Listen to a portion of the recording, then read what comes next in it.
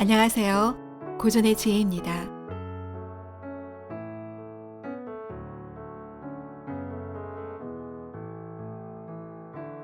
외란이 끝난 지 얼마 안 된 조선 선조 임금시대의 일이다.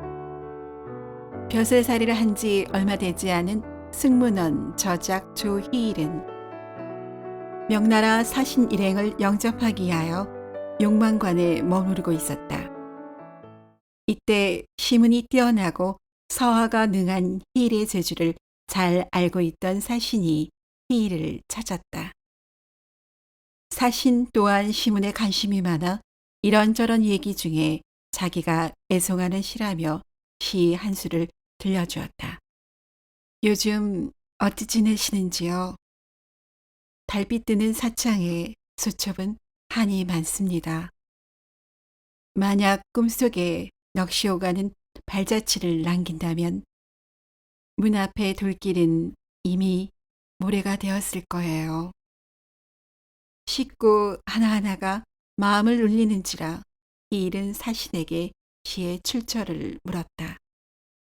사신은 지난 수년간 허난설원의 시와 함께 명나라에서 널리 암송되고 있는 조선의 시라며 이 옥봉이라는 조선의 여인이 지은 시라고 하였다. 순간 희일은 깜짝 놀랐다. 외란 직전에 선친으로부터 내쳐진 서무의 이름이었기 때문이다.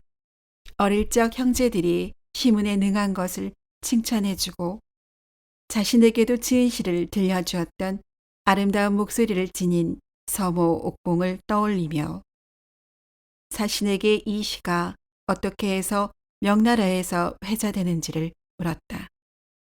사신의 말에 따르면 10여 년 전 외란이 한창일 때 명나라 해안에 조선 여인의 주검이 떠밀려왔다고 했다. 기이한 것은 수백 편의 시가 적힌 종이가 기름종이에 감싸여 온몸을 휘감고 있었고 끝자락에는 해동 조선국 승지 조원의 첩 이 옥봉이라고 쓰여 있었다고 했다. 희일은 이 사연을 듣고 놀랐으며 수소문하여 남겨진 시들을 모아서 한양으로 돌아왔다. 희일은 시를 품고 돌아오는 길에 뛰어난 재주를 지녔지만 기구한 삶을 살다간 서모 옥봉을 생각하니 마음 한켠이 아리었고 옥봉과 얽힌 지난 날들이 떠올랐다. 왕족의 후손인 이봉을 아버지로 천민 출신 소씨를 어머니로 둔 이 옥봉은 이름을 수건이요 호는 옥봉이라 했다. 옥봉은 어려서부터 눈에 띄게 총명하고 지혜로워서 아버지는 서녀의 신분인 딸에게 직접 글과 시를 가르쳤다. 탁월한 글재주를 지닌 딸을 기특히 여긴 아버지 이봉은 해마다 책을 사주었고 날이 갈수록 옥봉의 문학적 재능은 일치월장하였다. 특히 시를 잘 지어 아버지와 시로 자주 화답하였다. 딸의 시를 보며 부친 이봉은 자주 한숨 지며 딸의 재능을 아까워했다. 이 아이가 첩의 소생이 아니었더라면, 여인의 몸이 아니었더라면 장차 크게 이름을 떨칠 터인데 참으로 아쉽구나.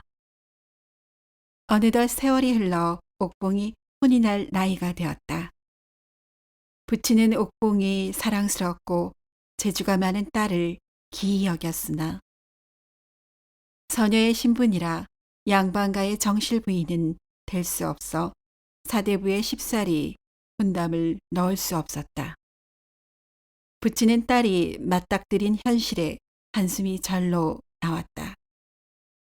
옥봉 또한 누군가의 소실로 들어가는 것이 마음에 차지 않았으며 마음 한편에는 비록 서녀이지만 왕실의 자손이라는 자부심도 자리 잡고 있었다. 시문을 짓고 나누는 것을 좋아하는 옥봉의 이름은 점차적으로 사대부의 뇌로라 하는 문장가들 사이에서도 알려지게 되었다. 부친 이봉은 정철, 이항복, 유성룡 등 당대의 문사들과 함께하는 시 모임을 집에서 갖고 나였다. 그러던 어느 날 부치는 옥봉을 시 모임에 참석시켰고 시문을 나누는 중에 옥봉의 시는 참석자들의 탄성을 자아냈다. 참석자 중에 기품이 있어 보이고 시문에 능한 조언이라는 선비가 옥봉의 눈에 들어왔다. 그는 조정에서 정원 벼슬을 하였고 그가 만들어내는 시문 안에는 고든 인품과 높은 학식이 잘 녹아져 있었다. 옥봉은 그의 시문에 매료되었다. 젊은 남녀는 서로의 재능을 높이 샀고 주고받는 시문 속에서 서로의 마음을 확인하게 되었으며 며칠간의 만남으로 둘의 관계는 깊이를 더해갔다. 그러나 조언이 떠난 후 여러 날의 시간이 흘렀지만 그로부터 어떠한 소식도 들려오지 않았다. 옥봉은 기다림과 그리움에 애달아하였다. 약속을 한 낭군님은 어찌하여 늦나. 들의 빈 매화는 치료하는데 갑자기 가지 위에서 까치 소리 들리니 헛되이 거울 보며 눈썹을 그리네. 기실 조원은 이미 혼이 나여 정실 부인이 있는 상황이었고 첩시를 들을 형편이 아니었던 것이다. 옥봉은 더 이상 기다릴 수 없었고 한양으로 조원을 찾아갔다. 조원은 난처한 표정으로 옥봉을 보고 말했다. 여보시게 일이 무작정 찾아오면 어찌하는가? 날이 지난번 곧 불러주신다고 하셨는데 소식이 없어 이리 왔습니다. 첩실이라도 좋으니 저를 받아주셔요.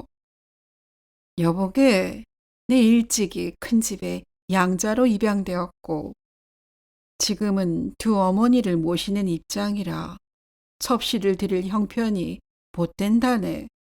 잠시 더 기다려 주시게. 옥봉은 아무런 기약 없이 조은의 집을 나왔고 이 소식을 부친 이봉이 알게 되었다. 부친 이봉은 딸의 마음을 돌리기 어렵다는 것을 알았으며 딸을 위해 조은을 찾아가 소실로 받아줄 것을 청했다. 여보게 내 여식과의 일은 들었다네. 내 여식이 비록 서녀이나 용모 단정하고 재능이 있으니 첩실로 받아주시면 아니 되겠는가. 제 어찌 옥봉의 됨됨이를 의심하겠습니까? 다만 제 형편이 두 노모를 모시고 있고 나이 이제 갓 30을 넘겨 첩실을 두기에는 도리가 아닌 듯합니다. 양해해 주십시오. 부친 이봉은 조언의 강직함을 아는지라 더는 말을 꺼낼 수 없어 그대로 돌아왔다. 허나 이봉은 조언의 장인이 판서인 이준민이다 보니 눈치를 볼 수밖에 없다는 것 또한 알고 있었다. 이봉은 조언의 장인을 찾아가 자초지종을 얘기했고 장인은 왕가의 일족인 이봉의 말을 무시할 수 없어 청을 받아주었다. 조언은 크게 문제될 것이 없다는 장인의 설득으로 옥봉을 첩실로 맞아들였다. 여보시게 내 장인 어른의 부탁도 있고 하여 자네를 첩실로 맡기로 했네만 한 가지 약조할 수 있겠는가? 날이 소녀를 받아주신다면야 무슨 약조인들 못하겠습니까? 어서 말씀해 보셔요. 옹졸해 보일런지 모르겠으나 앞으로는 사대부 집안의 법도를 따라야 할 것이네. 자네가 문 남정네들과 시문을 나누지 않았으면 하네.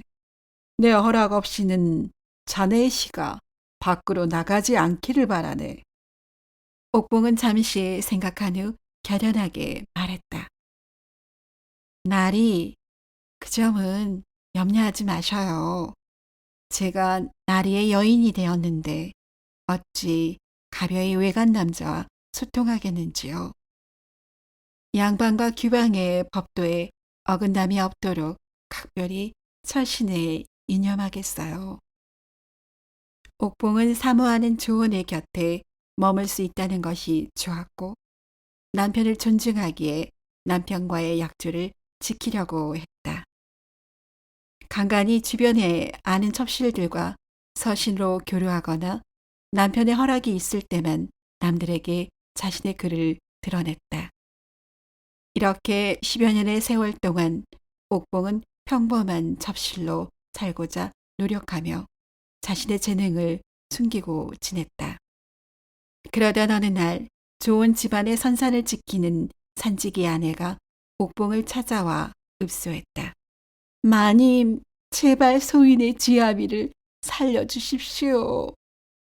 고을의 아전이 제 지아비가 남의 소를 훔쳤다는 누명을 씌워 옥에 가두었습니다요. 마님께서 가나의 선처를 구하는 서신 한 장만 써주십시오. 이 말을 듣고 옥봉은 난처했으며 딱한 마음이 들어서 남편에게 말을 전하겠다고 했다. 하지만 안학내는 옥봉의 시문이 뛰어난 것을 알고 직접 소장을 써달라고 청했다.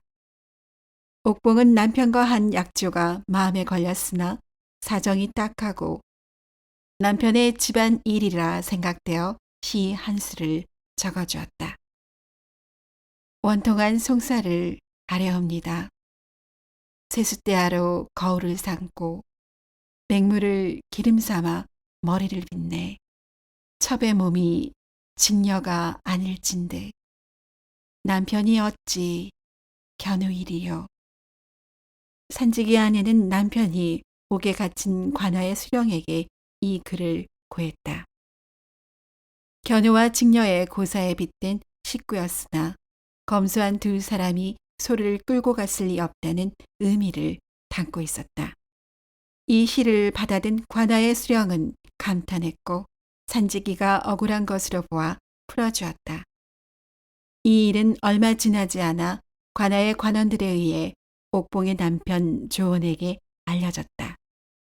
조은은 옥봉이 사사로이 관청의 송사에 개입한 것으로 보아 자시할 수 없었다. 조은은 차가운 표정으로 옥봉을 불러 말했다. 여보시게 어찌 규방의 한 여자가 관가의 송사에 개입을 하였소. 게다가 내 허락 없이 시를 밖으로 내놓지 않겠다 약조했거늘 어찌 약조를 어긴 게요. 더는 자네를 내 집에 머물게 할 수 없으니 당장 나가시오. 날이 그것이 아니었고. 옥봉은 무어라 그 상황에 대한 얘기를 하려 했으나 조원은 어떠한 기회도 주지 않았고 하인들을 시켜 옥봉을 집 밖으로 내치도록 했다. 남편 조원은 옥봉의 재능이 더는 약속을 지켜낼 수 없을 정도로 넘친다는 것을 알았기에 이리 결심한 듯 보였다. 갑작스레 문 밖으로 내쳐진 옥봉은 문 밖에서 남편을 향하여 용서를 구하며 통곡하였다. 그리고 그 자리에 며칠이고 머물며 조원의 집 주위를 떠나지 않았으나 조원은 이마저도 용납하지 않았다. 하는 수 없이 옥봉은 한강변에 움막을 짓고 기거하며 남편과의 만남을 학수고대하면서 많은 시를 지었다. 평생 이별의 한이 몸에 병이 되어 술로도 달래지 못하고 약으로도 고칠 수 없네. 이불 속에서 우는 눈물은 얼음 밑을 흐르는 물 같으니 밤낮으로 길게 흘러도 사람들은 알지 못하네. 이렇게 옥봉은 내쳐진 아픔 속에서 남편 조언을 향한 그리움과 회한의 마음을 시로 달래며 하루하루를 보냈다. 그러던 중에 임진애란이 일어났으며 옥봉의 행적은 묘연해졌고 전란 중에 남편 조온 역시 세상을 떠나 둘은 더 이상 이어지질 못했다. 이후 숙종임금 때 조원, 조희일과 조석경 3대의 글을 모아 가림세고라는 책이 발간되었는데 이 책의 부록에 옥봉의 시 32편이 수록되어 함께 전해진다. 이처럼 뛰어난 재능을 지닌 조선의 시인은 서녀라는 신분의 한계와 또 여성이라는 그늘을 벗어날 수 없었다. 게다가 그 재능의 무게마저도 사랑하는 이에게 내쳐지는 아픔을 초래하여 슬픈 생을 마감하게 했다. 허나 사람의 가슴을 울리는 그녀의 주옥 같은 시는 시대를 넘어 지금까지도 전해져 많은 이들의 가슴 속에서 살아가고 있다.